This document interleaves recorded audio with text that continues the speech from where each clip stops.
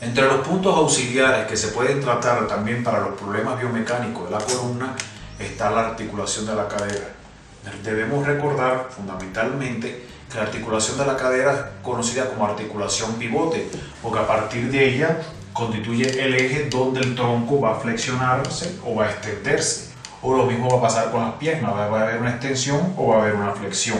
Por lo tanto, es una articulación pivote que intervienen mucho en ella músculos que tienen una acción postural o una acción equilibradora. Y ahora vamos a hablar de dos músculos importantes que normalmente aparecen relacionados con todas las patologías de la columna o con los trastornos de la marcha. Y va a ser el músculo piriforme o músculo piramidal, que se inserta a la parte posterior de la región del trocánter, parte desde el sacro. O sea, su base está en el sacro y su unión va a ser con un tendón a nivel de la trocánter superior de la cabeza del fémur, en su parte posterior.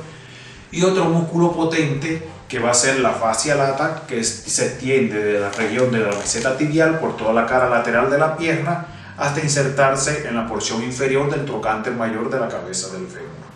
Por lo tanto, relajar ambos músculos y buscar un alivio de la tensión en los mismos garantizan que disminuya el dolor en la región sacroiliaca y así como una afección conocida como la ciatalgia secundaria a la contractura del músculo piriforme.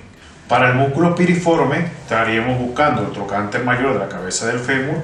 En la porción superior colocaríamos la parte más fina del sacrus y en la porción ancha del músculo que va hacia la región sacra colocaríamos la parte ancha del sacrus.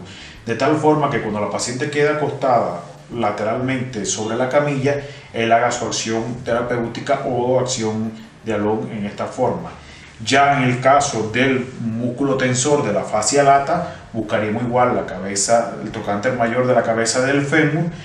En la porción inferior colocaríamos la parte más fina del sacrus y la parte ancha quedaría en la porción media del muslo, y de esta forma haría el efecto de tensión sobre el músculo de la fascia lata. Para eliminar la tensión dinámica entonces en la cadera, pasamos a colocar el sacrus en la región primero del músculo piriforme. Para eso le vamos a pedir a la paciente que coloque sus piernas en esta posición. Ya una vez que esté colocada con el brazo estirado y en este ángulo, vamos a localizar el trocánter superior del fémur. Vamos a pedirle que incline de esta forma, colocamos el sacrus y le pedimos que de manera lenta vaya manteniendo su cuerpo en posición horizontal, vaya extendiendo el tronco hasta dejarlo colocado en la camilla, y ahora va a proceder a estirar las piernas. Vemos cómo se observa la punta del sacrus haciendo su efecto terapéutico en la región del trocánter de la cadera. Para trabajar sobre el músculo tensor de la fascia lata, pues le vamos a pedir a la paciente, una vez que esté en decúbito lateral, que haga con la pierna que está en el lado superior, la coloque de esta forma, que le sirva como soporte, y la pierna inferior la eleve en esta posición, ayudado por el terapeuta sobre la región de la rodilla. Buscamos la región del trocánter, colocamos allí, debajo de la porción del trocánter, la parte fina del sacrus, y dejamos lentamente descender la pierna, manteniéndolo igual en esta posición entre 3 y 4 minutos. Partiendo de un principio biomecánico muy importante, todas las alteraciones que se sufren a nivel de la columna, por ende las extremidades van a sufrir igual alteraciones biomecánicas dependiendo de las mismas. Y esto se debe fundamentalmente a las acciones de las que llamamos cadenas cinemáticas. Por lo cual es muy habitual que cuando tratemos un paciente de la columna encontremos que a nivel de la cadera o a nivel de la rodilla y a nivel del tobillo se produzcan dislocaciones o alteraciones biomecánicas. Fundamentalmente la articulación de la rodilla es una de las que más alteraciones biomecánicas va a sufrir por los movimientos que podemos observar a nivel de la rótula o patela. Específicamente debemos recordar que aquellos pacientes que tienen por regla general un sacro alterado, ya sea en anteroversión o en retroversión, lo que llamamos movimiento de nutación o contranutación acentuado, si generalmente está inclinado hacia adelante, vemos que toma una actitud de flexión del tronco, va a tener unas rodillas en semiflexión y abierta hacia afuera, provocando lo que se conoce con el nombre de un genus vago.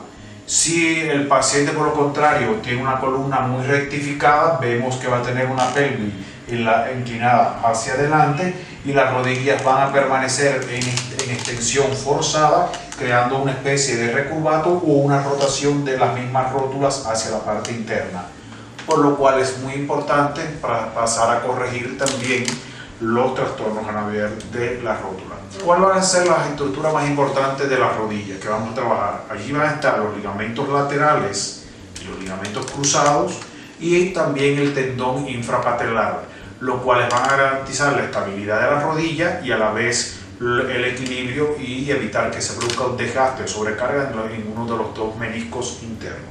Pasaremos a demostrar cómo se utiliza en este caso el sacrus para el problema de la rodilla, pero también lo vamos a explicar cómo usted puede utilizar o valerse del cordus para ayudar también a corregir estos mismos problemas de la rodilla. En el caso del sacrus, para trabajar los trastornos biomecánicos de la rodilla, la parte ancha o base del sacrus nos va a servir para tratar lo que son los ligamentos laterales o los ligamentos cruzados de la rodilla, quedando así la rótula atrapada en la región media del sacrus. De esta forma la presión se va a ir ejerciendo por estos puntos en lo que se llaman los denominados ojos del tigre o zona básica, donde se cruzan y se unen los ligamentos cruzados y los ligamentos laterales. Y ya para tratar lo que es el ligamento infrarrotuliano o estabilizar la rótula, vamos a utilizar la parte más fina del sacrus, que va a quedar colocada debajo del proceso rotuliano, proceso del polo inferior rotuliano, quedando la rótula igual atrapada en la parte media y aquí colocándose el tendón en esta zona. Vamos a pasar a demostrar cómo se utilizaría en el paciente. Para esto vamos a colocar el sacrus en esta posición, colocándose en 4 puntos. Coloque su rodilla suavemente en esta parte, deje allí descansar y de tal manera que él vaya haciendo la acción específica en lo que se llama la zona de los ojos del tigre. Le pedimos al paciente que se ponga en 4 puntos, coloca su rodilla en esta posición, allí lo colocamos los famosos ojos del tigre y dejamos descansar a la paciente. Si la paciente no siente presión, ella puede, para aumentar la presión, colocar sus brazos más hacia adelante y de esta forma la presión sobre el área aumenta o se intensifica. Ahí podemos mantenerlo igual de 3 a 4 minutos.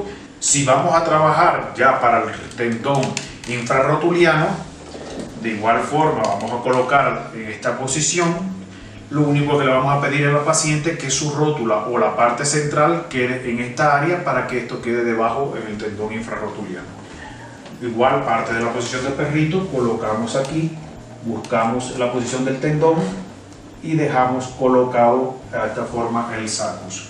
De igual, si quiere aumentar el nivel de tensión, le pedimos que sitúe hacia adelante y se mantenga así en esta posición de 3 a 4 minutos. Si la paciente tiene mucha elasticidad, como el caso de ella, pues podemos partir desde esta misma posición, colocándolo aquí, y le decimos a la paciente que incline su tronco hacia adelante y ya de esta forma mantiene la presión o la tensión sobre el área. ¿Cómo sería con cordus? Igual, buscaríamos en dependencia del ancho de la rótula de la paciente. Por regla general se utiliza la parte D, pero también se puede trabajar con la parte L. O igual colocamos en esta posición y le pediríamos al paciente que haga la misma posición colocando los ojos del tigre sobre la región de la rodilla. Aquí ayudamos a la paciente, nos auxiliamos, buscamos los ojos del tigre y le dejamos descansar en el proceso del cordus y ahí puede ella mantener su presión. Si desea aumentarla, igual que se desplace hacia adelante. Una vez situado 3 o 4 minutos, le pedimos que regrese a su posición básica y así hemos terminado. Por último, para terminar una corrección biomecánica y lograr una estática postural bastante bien definida en un paciente, no debemos olvidar nunca el pie. Acordamos que el pie es el trípode donde descansa la columna y donde descansa todo el peso del organismo. Por lo tanto, le vamos a prestar atención a lo que son los 3 puntos básicos de apoyo, que es el calcáneo, la primera cabeza metatarsiana del dedo grueso y la quinta cabeza metatarsiana del quinto artejo del pie.